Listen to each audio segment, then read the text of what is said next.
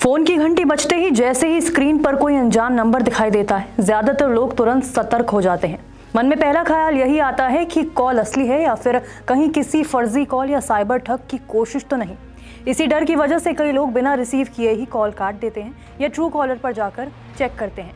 लेकिन अब इस परेशानी का हल निकल आया है। भारत में सचमुच एक ऐसा फीचर लागू होना शुरू हो गया है जिससे अनजान नंबर भी पहचान में आने लगेंगे।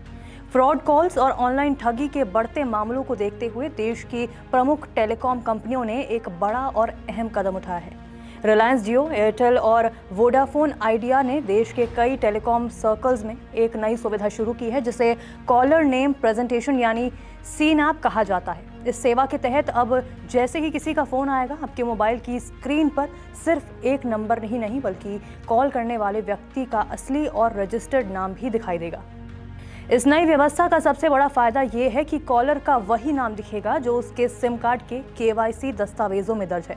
यानी कोई भी व्यक्ति मनमर्जी से अपना नाम बदलकर कॉल नहीं कर पाएगा। इससे ये समझना आसान हो जाएगा कि कॉल किसी जान पहचान वाले व्यक्ति की है या किसी अनजान स्रोत से आ रही है।